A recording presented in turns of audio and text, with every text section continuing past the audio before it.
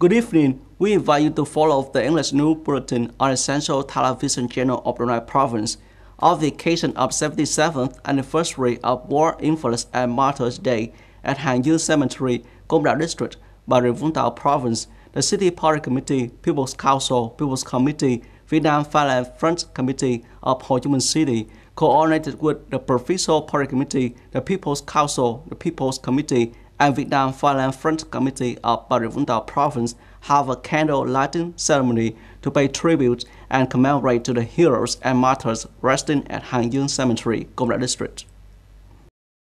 Công Đảo was once known as the Hell on Earth, as during 113 years of Công Đảo prison existence from 1862 to 1975, under colonial and imperial regime, patriotic and revolutionary soldiers captured by the enemy were exiled to the island and subjected to all forms of torture.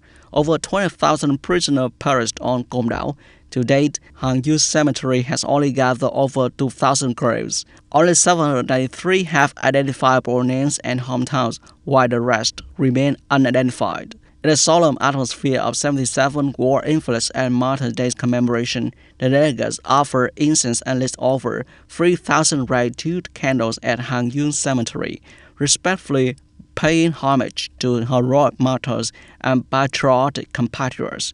At the same time, they express their gratitude and commitment to always care for and repay the debt of the heroic Vietnamese martyrs, the relatives of the martyrs, and the war invalids who have dedicated and certified for the independence and freedom of the nation.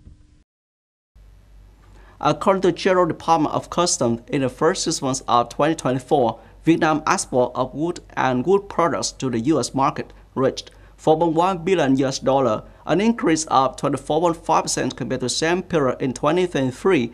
The U.S. remained the largest export market for Vietnam wood and wood products. Information from the Vietnam Timber and Forest Products Association indicates that in the U.S. market, wooden furniture imported from Vietnam accounts for about 41% of the total value of the country's wooden furniture imports. Regarding the potential and opportunities for Vietnam wood and wood product export to the U.S. in the second half of the year, experts believe that the latest development shows the U.S. is taking steps to cut interest rates. This will inevitably stimulate consumer demand, expand import and export needs for businesses, and consequently, the demand for wooden furniture in this market will increase significantly. Meanwhile, according to experts, Vietnam currently has over 4,000 enterprises processing and exporting wood to the global market, but only 7% of Vietnamese enterprises directly reach consumers. This is also the case for the U.S. market. The limitation is not only on the side of the businesses, but also the responsibility of management agencies. This requires more practical trade promotion activities for the Ministry of Industry and Trade to support enterprises in accessing the market more effectively in the near future. The country has harvested nearly 4,000 hectares of summer-autumn rice with estimated yield of 6.2 tons per hectare. With abundant supplies and rising global demand for rice imports, many enterprises predict that rice export will flourish by the end of the year. Currently, the average export price for 5% broken rice is $600 per ton, and for 25% broken rice, it is $544 per ton. Although these prices are lower than the beginning of the year, they have increased about 30 to 35% compared to the same period last year.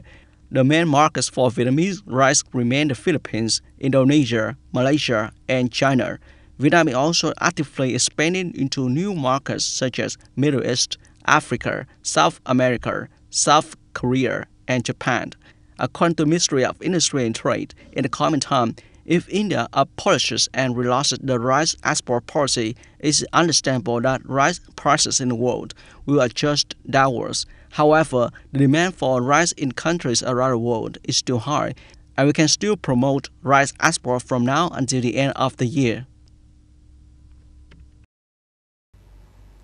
On July 21st, The Russian Ministry of Defense reported that Moscow had deployed fighter jets to intercept two U.S. strategic bombers encroaching on Russian airspace over Barents Sea in the Arctic. The Russian Ministry of Defense said that MiG-29 and MiG-21 fighters were dispatched to intercept an aerial attack approaching the border with the Russian Federation. The statement from the Ministry of Defense clarified the crews of Russian fighter jets identified the aerial attackers as two B-52H strategic bombers of the U.S. Air Force. The agency added, when a Russian fighter approached, the U.S. strategic bomber adjusted their flight path and moved away from the Russian border. Recently, the U.S. military has frequently conducted flights over seas near Russia. Washington asserts these operations are conducted in international airspace and comply with international law. Previously in June, Moscow accused Washington of using reconnaissance drones over the Black Sea to assist Ukraine in attacking Russia's Crimea Peninsula.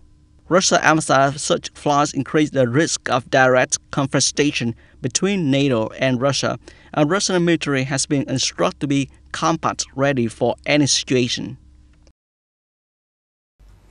On July 21st, Turkish President Tayyip Erdogan expressed confidence that a potential change in the U.S. administration after the November election could positively impact Ankar's developing defense industry. When asked by the press about the relationship between Turkey's defense industry and American politics, Erdogan stated, "We believe that U.S. election will play a decisive role in this matter." Speaking on a flight following his visit to the Republic of Cyprus, Erdogan added, "We will consider what steps can be taken based on election results, but I think things are shifting in Turkey's favor."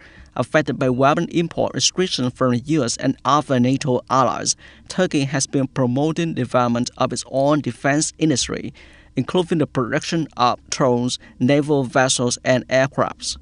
Erdogan was also quoted as saying that Western countries are purchasing Turkey-armed drones, although he did not specify which countries. You just watched the English news on Essential Television channel for North Province. Goodbye and see you again.